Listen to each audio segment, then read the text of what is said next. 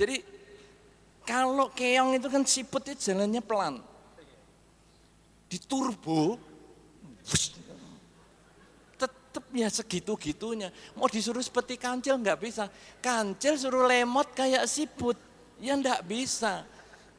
Anda tidak bisa mengubah diri Anda juga tidak bisa mengubah orang lain. Yang bisa Anda saling menyesuaikan diri. Yang lemot suruh jalan cepat gitu kan ada itu zaman dulu waktu masih ada cerita-cerita itu kura-kura lawan lari sama kelinci ya.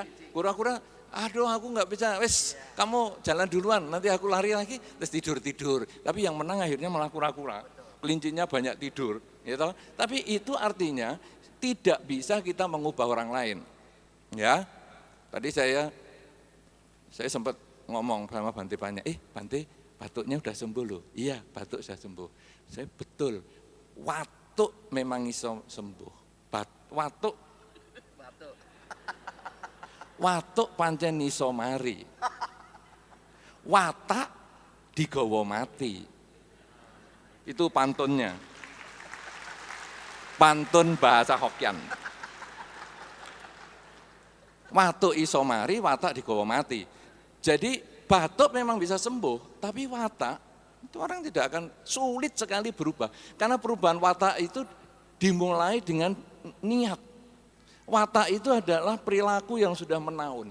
Jadi sekarang kita mau memperbaiki watak dimulai dengan niat. Niat dilakukan diulang menjadi kebiasaan. Kebiasaan yang menaun itulah watak. Karena itu saudara-saudara, kalau Anda sudah kumpul sama lemot.com maupun lemot ORID, maka Anda harus yang memberi dia kesempatan lebih awal dulu. Ayo kamu siap dulu, baru nanti saya menyusul. Ya, itu namanya orang buta suruh membedakan nada. Orang tuli suruh membedakan warna. Kalau sudah di situ Anda tidak akan pernah stres karena itu mengikuti apa yang disarankan oleh Pak Andri Wongso tadi di dalam salah satu slide-nya, jadilah seperti mereka. Mereka buta berarti dengarkan suara. Mereka tuli, lihatlah warna. Kalau Anda sudah bisa seperti itu, Anda sudah bisa mencapai 1 poin untuk kebahagiaan. Terima kasih. Iya baik, terima kasih. Iya, saya mendapatkan karma langsung di Surabaya. Kalau di Medan kemarin saya yang mulia Sri Panyawaru Mahatera dan Bante Utamo baru dari Medan ya. 2.500 juga seperti ini. Itu ya, karena itu daerah kekuasaan saya, ya saya menggunakan bahasa saya. Ternyata di sini memang karma itu ada, nyata. Baik, ini saya akan baca dulu pertanyaan dari WhatsApp ya. Bante atau Pak Andri silakan. Kebanyakan, ini nyata ya, ini faktual. Kebanyakan orang sering kali bisa menahan emosi dengan orang lain. Tetapi mudah marah karena kesalahan kecil dari orang-orang terdekatnya.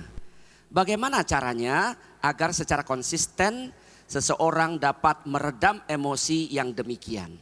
Jadi dengan orang lain kita bisa tahan emosi, dengan keluarga sendiri atau orang dekat malah sulit walaupun kesalahan kecil. Ya silakan, oh Bante langsung ya. Ya silakan Bante. Kan saya enggak pengalaman keluarga.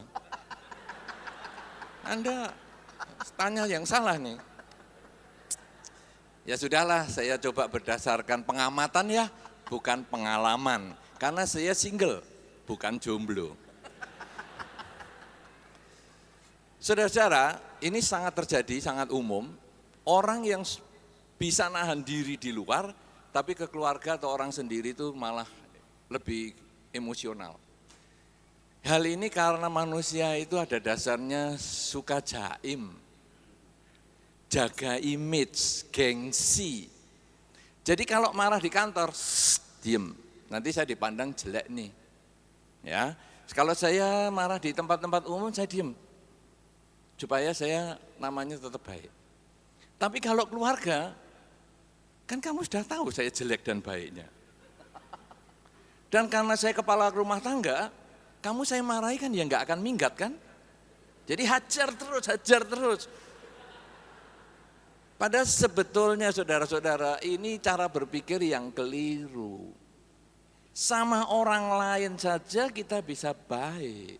Sama orang lain saja bisa sabar.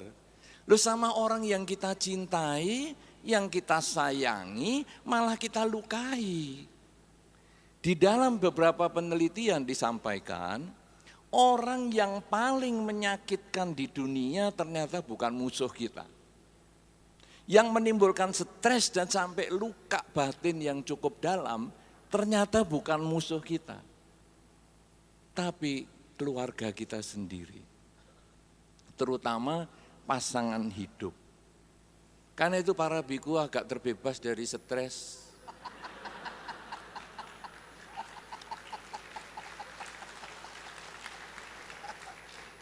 Karena para biku memang single. Kenapa demikian saudara? Pasangan hidup itu tahu persis kekurangan kita. Karena dia bersama-sama dengan kita. Saya tidak tahu nanti apakah yang saya contohkan ini akan diceritakan oleh mereka berdua, saya nggak tahu. Ya. Karena mereka adalah yang berpengalaman. Misalnya misal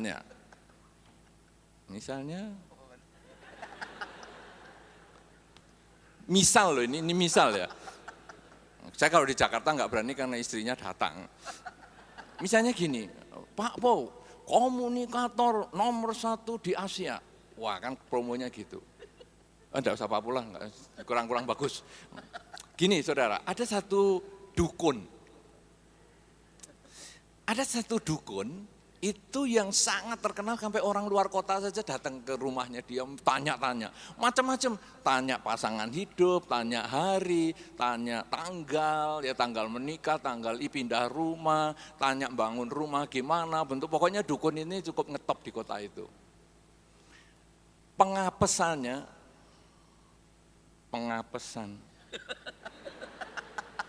Apa itu Pak? Ketik ini subtitle ini. Ketik di bawah sini ada apesnya itu ya sialnya. Poin sialnya itu justru di pasangan hidupnya. Waktu suami ini cerita sama saya, toh Bante, saya pusing dengan istri saya ini. Tiap kali pasien saya ini muji-muji saya, ini dukun ini hebat loh. Ya, tanggal pilihannya hebat, kita sukses ya tepat sekali, pindah rumah lancar semua, enggak ada segala macam. Istrinya malah ngomong, kamu percaya tuh sama wong rawaras kayak gitu. Oh dia itu bodoh sekali. Sampai kayak gitu loh.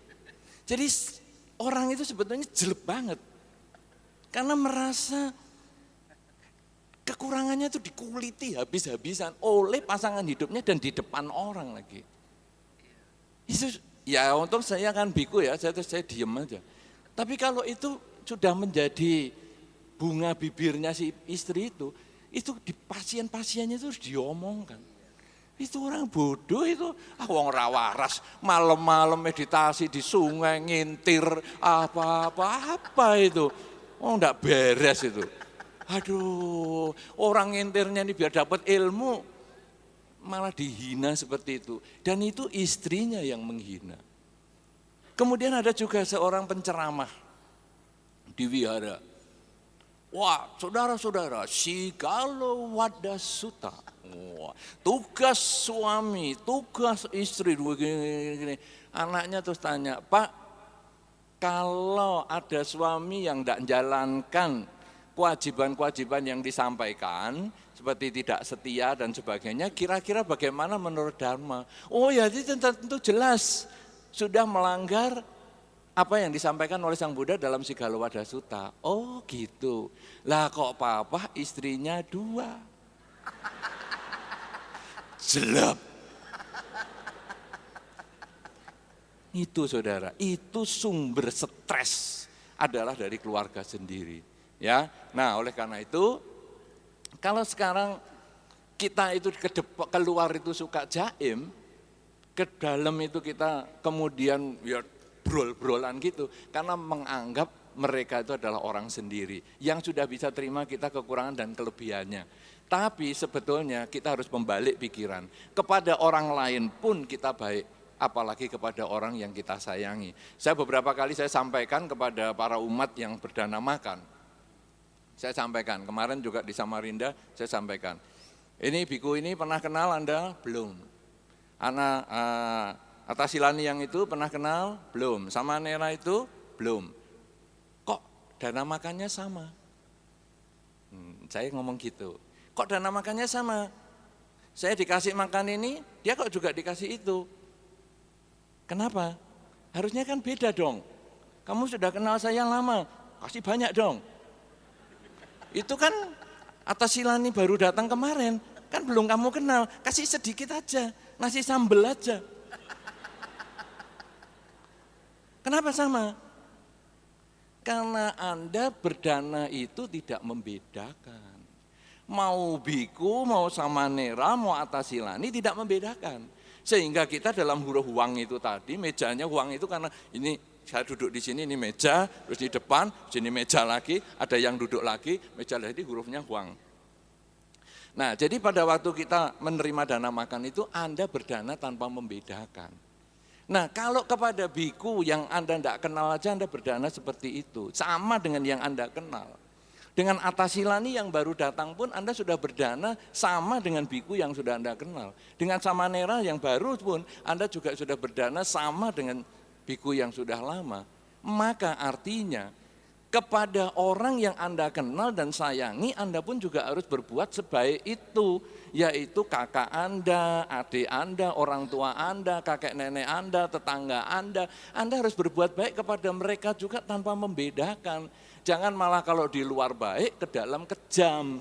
Di luar Anda berdana banyak, di rumah orang tua mau nyari segelas air aja dipersulit suruh naik ke lantai 20. Itu kan enggak beres. Tapi justru kita sebagai anak lalu melihat, loh saya kepada biku sama nera aja enggak kenal saya sudah baik. Apalagi kepada orang tua saya dekatkan minumannya, saya dekatkan makanan. Pak, orang tua butuh apa, saya akan sediakan. Ini sebetulnya adalah motivasi yang kita ketahui dari cara kelakuan dharma atau kelakuan pelaksanaan dharma di dalam kehidupan sehari-hari. Jadi bukan hanya asal berdana makan kepada biku saja, tapi lalu renungkan, iya ya, biku aja siapa saja yang datang saya berdana, apalagi orang-orang di rumah.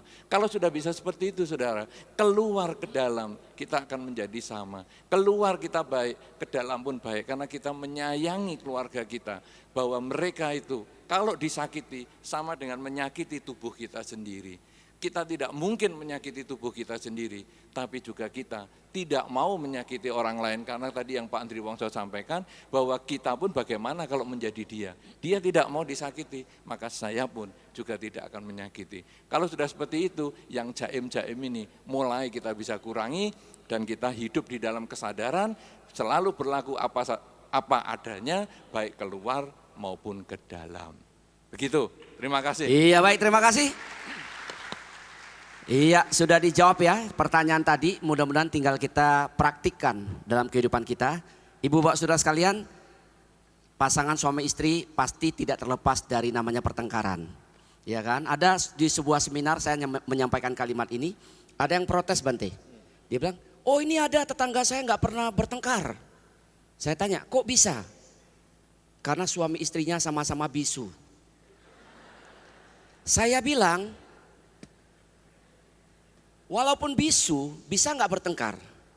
Bisa. Istri cuma begini aja dia sama suaminya.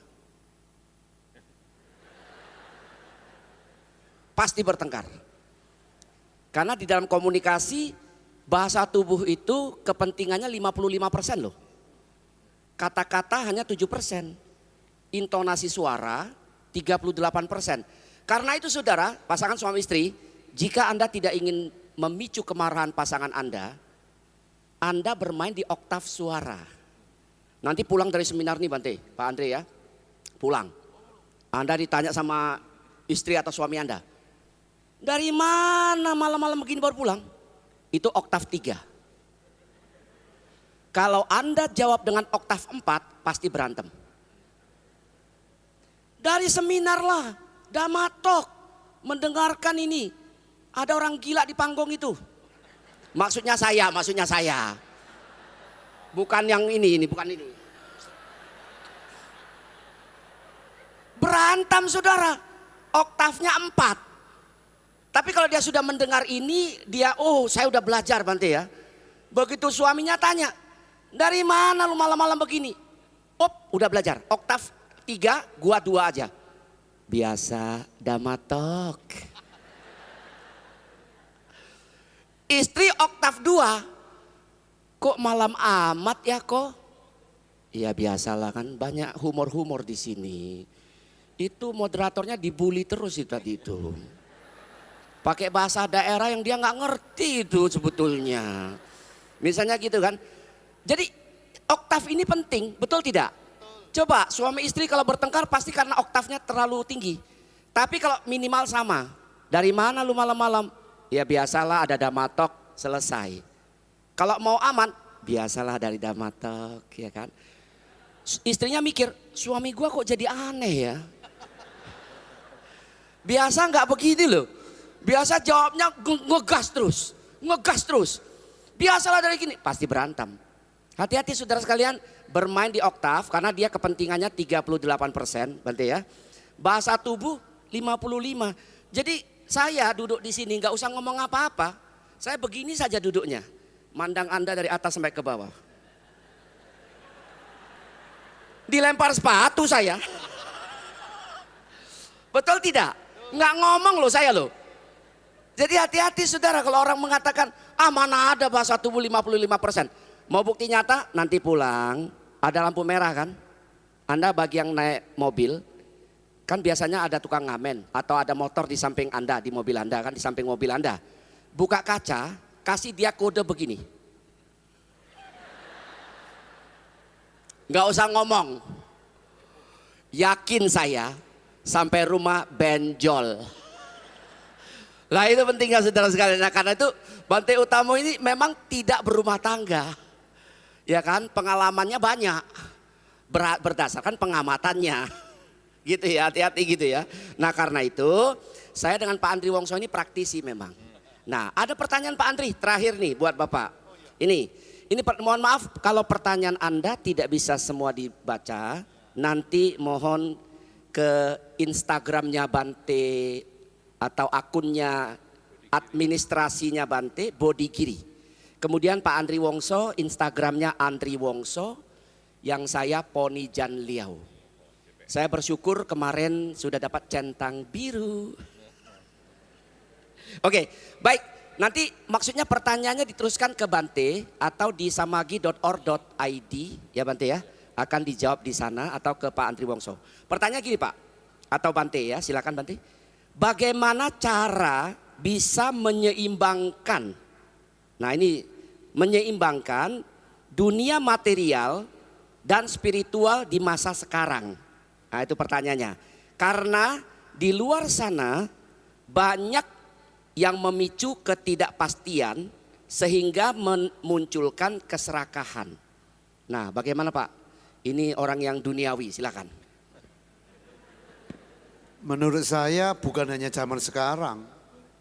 Ribuan tahun lalu seperti itu. Zaman Sang Buddha sudah ada.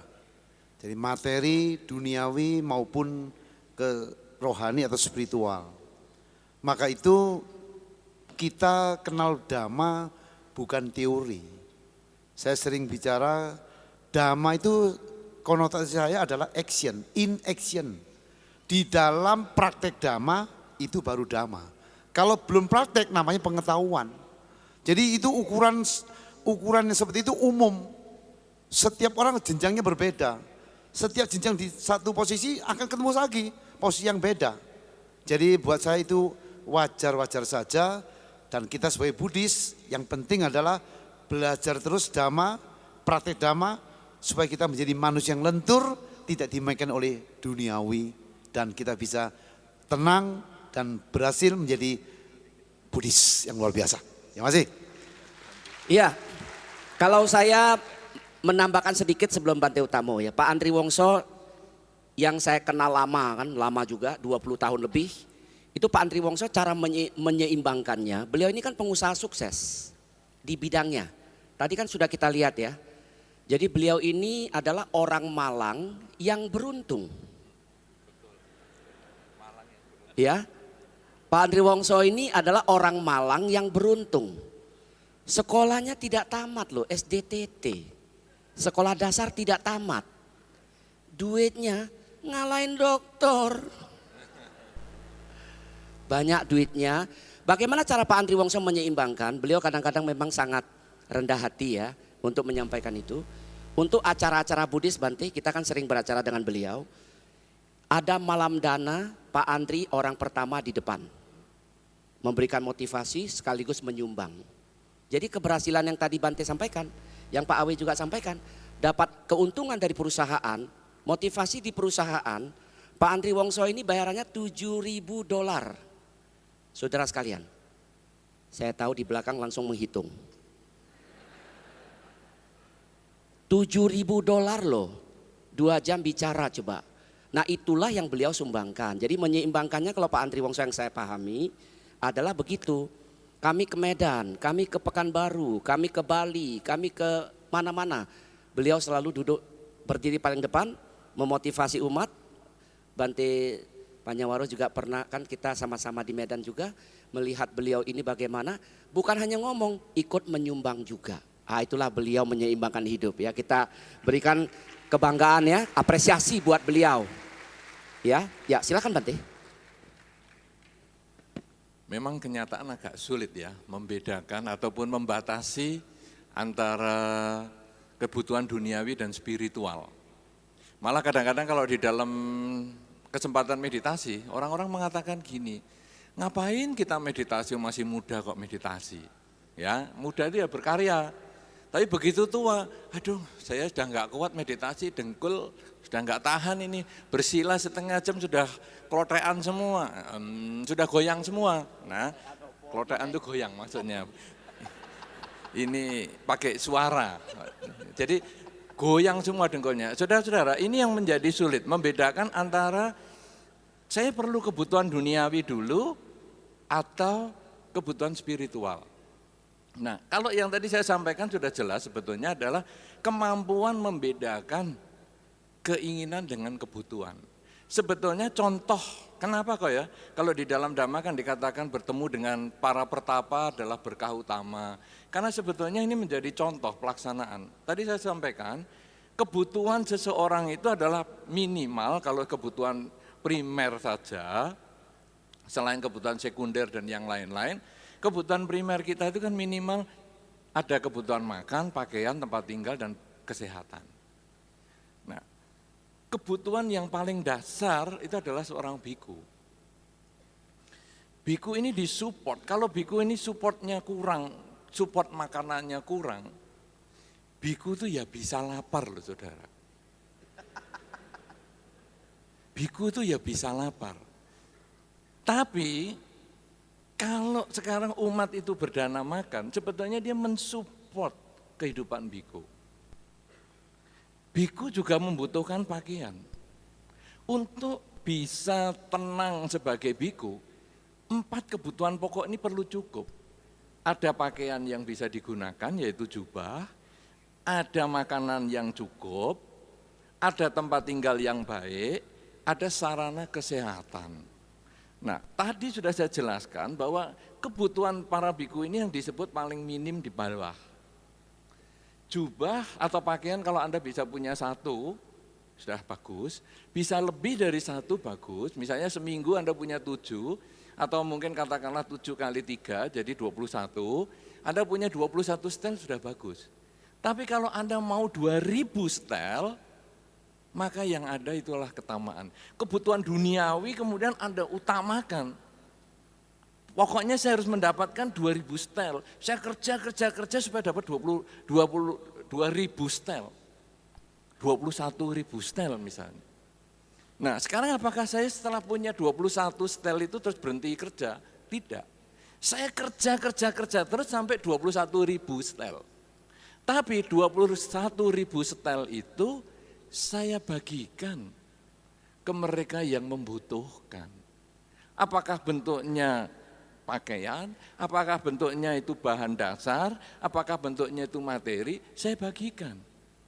Sehingga saya cukup 21 setel ini. tapi saya tetap bekerja untuk berbagi kepada yang lain. Jadi kebutuhan spiritualnya ada, kebutuhan duniawinya juga ada. Kemudian makan, seorang biku makan sebelum jam 12 siang bisa sekali, bisa 2 kali. Katakanlah sudah 2 kali. Jadi kalau Anda bisa cari makan sehari untuk 3 kali, sebetulnya Anda sudah lebih dari cukup. Tapi kalau Anda mau 10 kali, mau 20 kali, mau 100 kali, silahkan.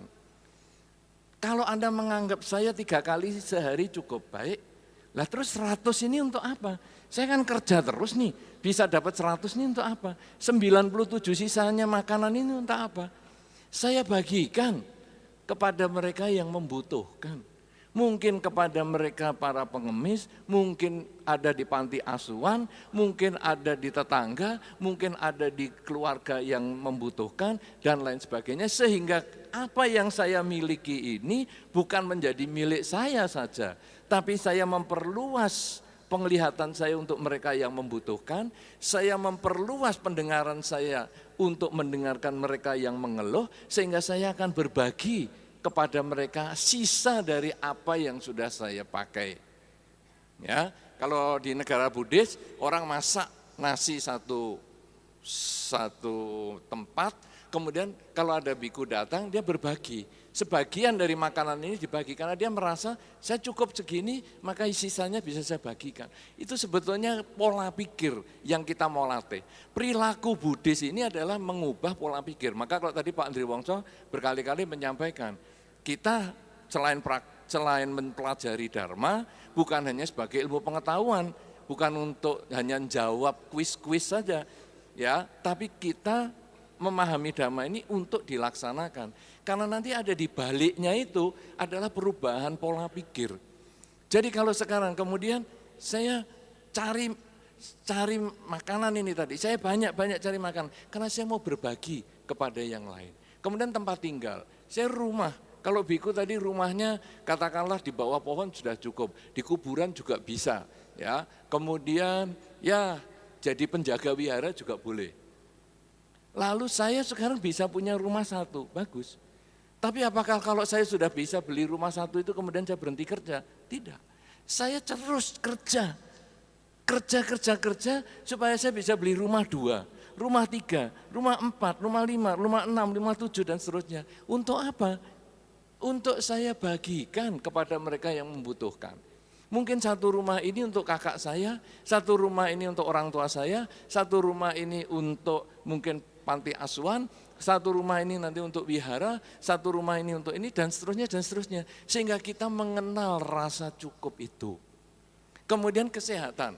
Kalau para biku tadi dikatakan bahwa biasa menggunakan urinnya, terapi urin itu untuk pengobatan.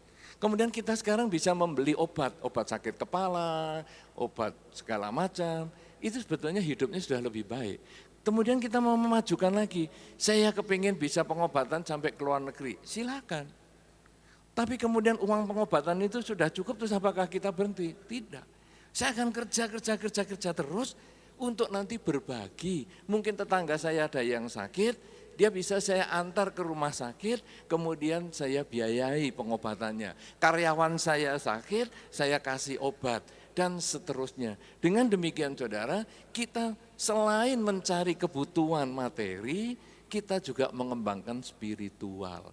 Oleh karena itu di dalam Dhamma, kalau Anda sudah memberikan latihan, dikasih latihan 5 sila oleh para biku kemudian menyebutkan, silena sukhatingyanti, yaitu mereka yang jalankan sila ini, dia akan memperoleh alam bahagia. Silena boga sampada, yaitu memperoleh kecukupan di kehidupan. Karena Anda tidak mungkin bisa tenang hidupnya kalau hidup sendiri enggak cukup. Tapi cukup itu ukuran pribadi. Kita tidak bisa mengatakan, kamu segini kok belum cukup. Enggak bisa, masing-masing punya kecukupannya sendiri. Kecukupan yang paling rendah adalah kecukupannya biku, di atas itu Anda sebetulnya sudah boleh mengatakan lebih dari cukup. Kemudian silena niputing yanti, mereka kemudian kalau bisa memperoleh keseimbangan, baik di dunia materi maupun spiritual, batin menjadi tenang, pengembangan kesadarannya menjadi lebih maksimal, maka dia bisa mencapai kelahiran yang terakhir. Jadi, kenapa toh umat itu tiap hari berdana makan? Untuk biku merasa cukup. Karena kalau sekarang bikunya tidak ada yang dana makan, dia tidak akan tahan tinggal di situ. Kenapa ada dana katina? Karena supaya biku punya kesempatan berganti jubah. Karena kalau tidak ada yang berdana jubah, maka juga sulit untuk biku mempertahankan kebikuannya. Karena di sana sobek, sini sobek, akhirnya biku pinjem batiknya Pak Po. Kan unik banget.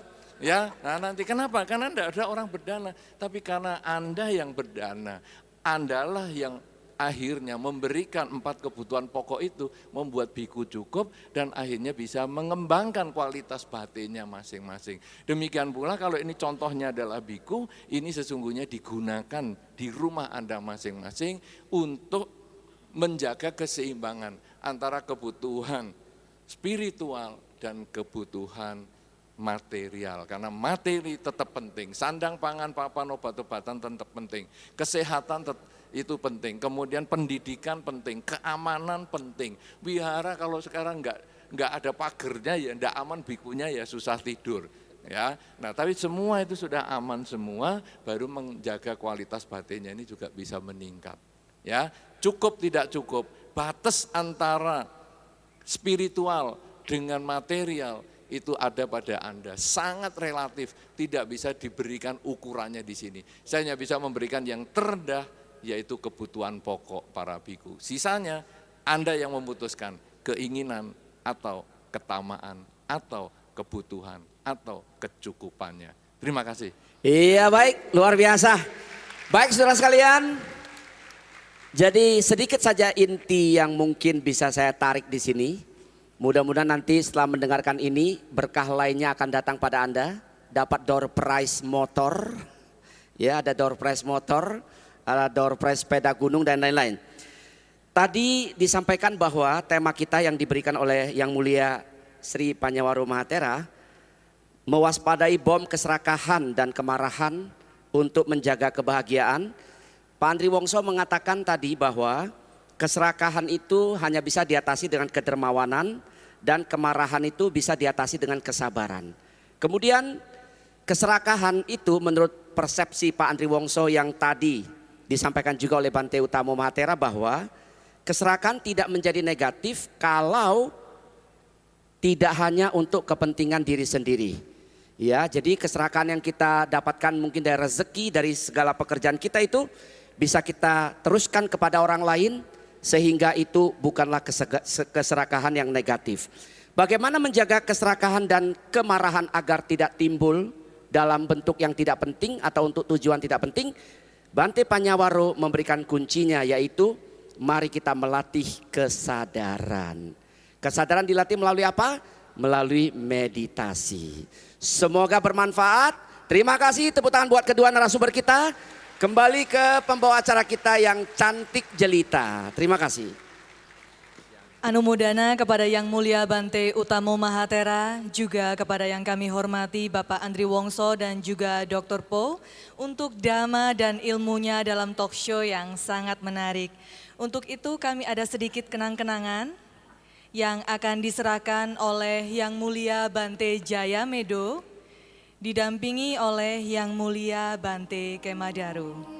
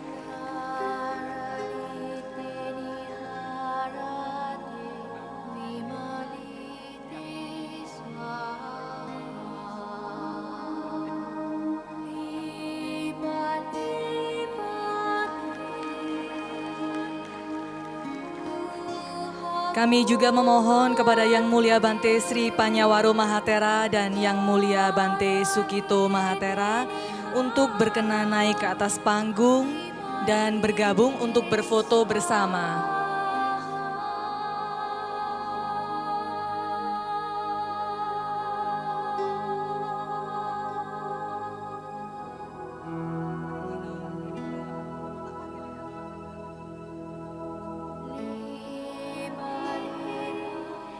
Lalu kami akan mengundang pula para donatur atau perwakilannya untuk bergabung berfoto bersama di atas panggung.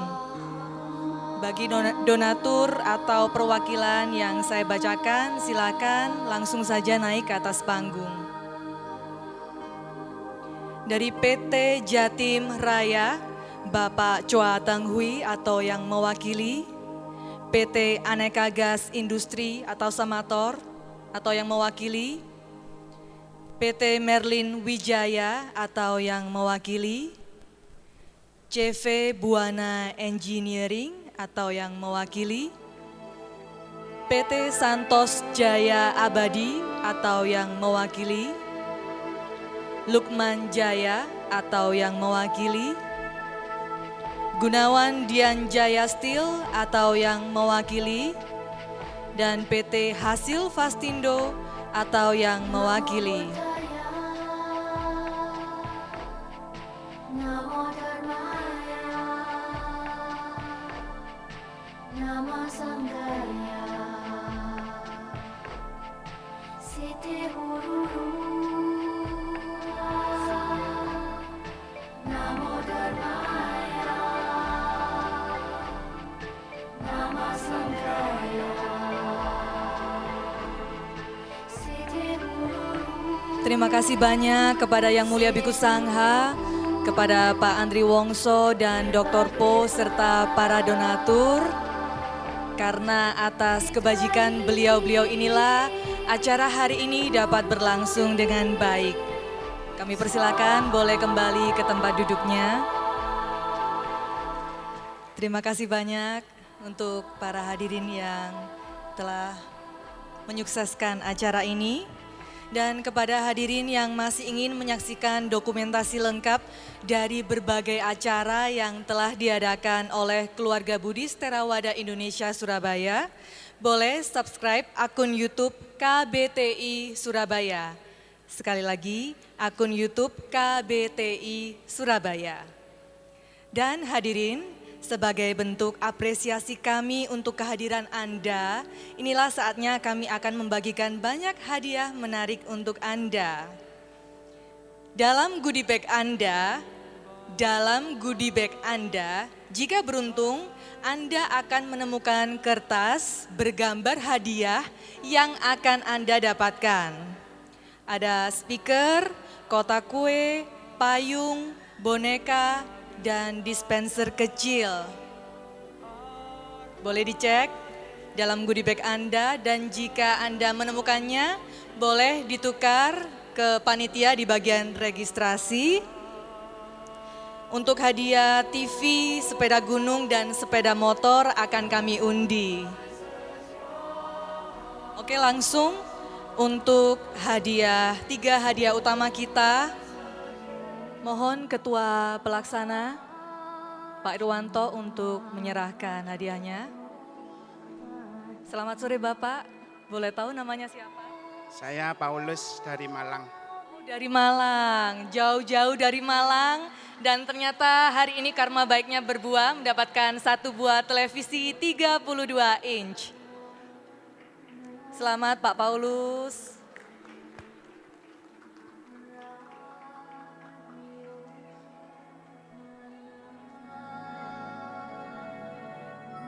Terima kasih. Selanjutnya untuk hadiah 1 buah sepeda gunung, kami mohon bantuan Pak Andri Wongso untuk mengundi.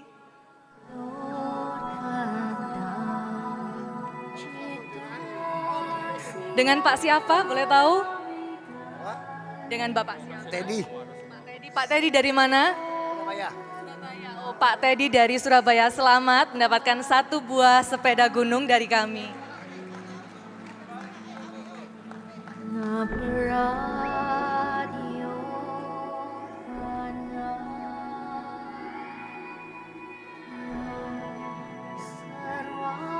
kali ini yang mendapatkan satu buah sepeda motor pemegang tiket REG 1029.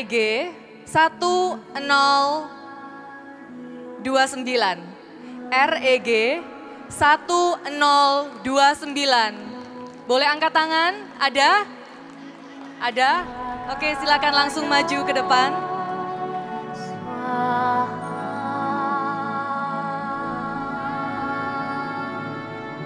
Namo Yogeshwaraya Swaha. 1029, cocok. Dengan Ibu siapa? Ibu Meta. Ibu Meta dari Wandani ya? Dari Surabaya, Bu? Dari Blitar. Dari Kecamatan Selorjo. Dari Blitar. Ke sini naik apa, Bu? Naik bis. Ini mudah-mudahan sepeda motornya bisa dinaikkan ke bis ya. Selamat Ibu Meta dari Blitar, pemenang door prize utama kita hari ini, satu buah sepeda motor.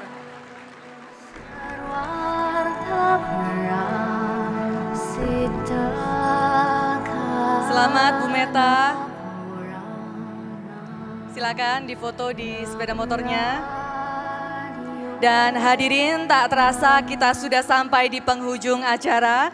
Saya Sianli mewakili seluruh panitia yang bertugas memohon maaf yang sebesar-besarnya untuk kekurangan dan kesalahan selama acara ini berlangsung. Kami juga ingin menyampaikan terima kasih banyak kepada Yang Mulia Biku Sangha, para narasumber, para donatur, moderator, para pengisi acara dan seluruh hadirin di tempat ini. Selamat sore dan sabe sata bawantu sukitata. Sadu, sadu, sadu.